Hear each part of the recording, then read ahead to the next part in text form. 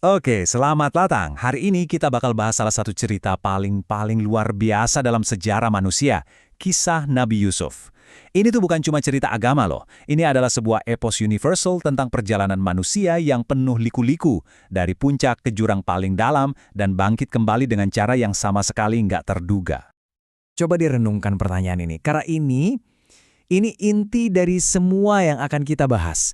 Sebuah pengingat kalau kadang kesulitan terbesar itu bukan akhir cerita, tapi justru jadi fondasi buat kekuatan terbesar kita. Yuk kita mulai.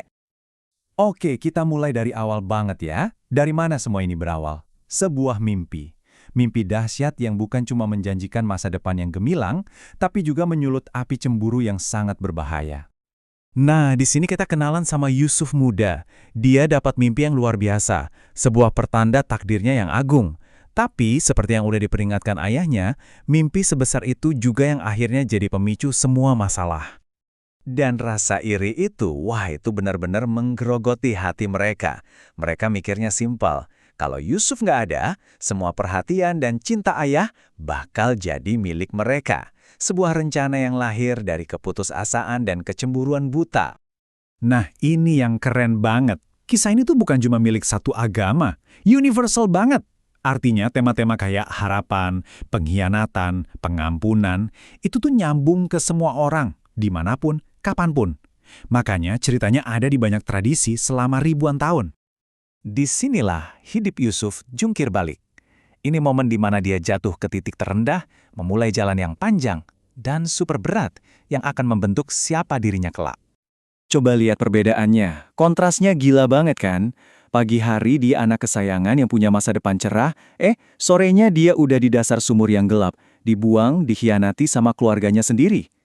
Dan ceritanya makin rumit, dia diselamatin dari sumur, tapi cuma buat dijual jadi budak.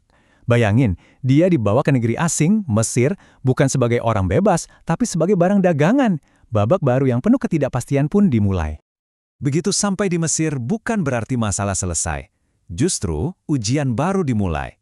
Dan kali ini, yang diuji bukan cuma kesabaran, tapi juga inti dari integritas dan karakternya. Nah, seiring Yusuf tumbuh dewasa, jadi pemuda yang tampan, ujian moral paling berat datang dari Zulaiha, istri tuannya sendiri. Ini pertarungan batin yang luar biasa, antara godaan di depan mata dan kesetiaan pada orang yang udah percaya sama dia. Dan saat dia difitnah, coba lihat pilihan yang diambil. Dia berdoa, "Ya Tuhanku, penjara lebih aku suka daripada apa yang mereka ajak." Wow, ini nunjukin imannya yang gila kuat banget, bahkan di situasi yang paling menekan sekalipun. Dan ini adalah titik krusial. Momen yang mendefinisikan siapa dia sebenarnya. Dikasih pilihan yang serba salah, dia tetap pegang prinsipnya, walaupun harganya adalah kebebasannya sendiri selama bertahun-tahun. Meskipun bukti-bukti nunjukin dia nggak salah, dia tetap dilempar ke penjara. Mungkin buat jaga nama baik ya kan? Inilah titik paling rendah dalam hidupnya. Bener-bener di dasar, sendirian dalam kegelapan. Tapi justru di tempat paling gelap inilah anugerah uniknya bersinar. Kemampuannya menafsirkan mimpi. Dan inilah yang jadi kunci transformasinya dari seorang narapidana jadi penyelamat bangsa. Jadi, Yusuf itu nggak cuma bisa baca mimpi, tapi dia bisa lihat solusinya. Dia mengubah ramalan buruk, mimpi tentang bencana kelaparan, jadi sebuah rencana aksi yang super strategis. Rencana yang bakal menyelamatkan seluruh Mesir. Ini benar-benar masterclass soal manajemen sumber daya. Prinsipnya simpel tapi jenius, dan relevan banget sampai sekarang. Simpen waktu lagi banyak, biar siap waktu lagi susah. Ini pelajaran ekonomi dan kepemimpinan yang abadi. Nah, perhatiin deh. Dia nggak cuma nunggu dikasih jabatan, dia proaktif. Dia tahu kemampuannya, dia sadar diri, dan dia percaya diri. Dia bilang, tunjuk saya buat urus ini, saya bisa.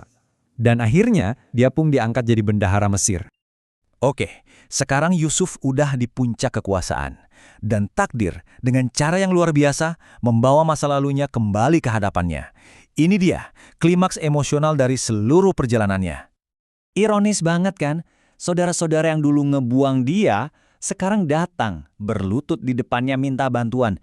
Dan mereka sama sekali nggak sadar kalau orang yang nasibnya ada di tangan mereka ini adalah adik mereka sendiri. Dan disinilah pelajaran terbesarnya.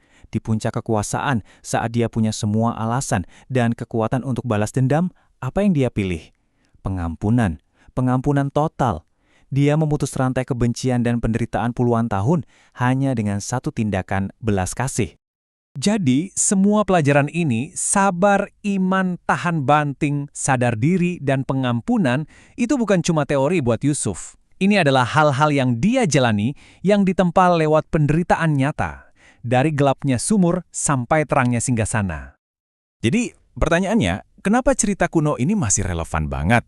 Kenapa masih bisa bikin jutaan orang di seluruh dunia terpukau sampai hari ini? Yuk, kita lihat warisannya yang luar biasa. Kekuatan cerita ini emang luar biasa. Ini bukan cuma tulisan kuno di kitab. Ceritanya terus hidup, diadaptasi lagi dan lagi. Contohnya serial TV dari Iran, Prophet Joseph. Itu jadi fenomena global loh, ditonton di lebih dari 90 negara. Itu bukti kalau tema-temanya itu universal, bisa diterima siapa aja. Dan pada akhirnya, kisah Yusuf ini ngajak kita buat ngaca, buat lihat lagi kesulitan-kesulitan di hidup kita. Jangan-jangan, semua cobaan itu bukan sekedar rintangan. Jangan-jangan, itu semua adalah cara semesta buat ngebentuk kita untuk sebuah tujuan yang lebih besar yang mungkin saat ini belum kita pahami.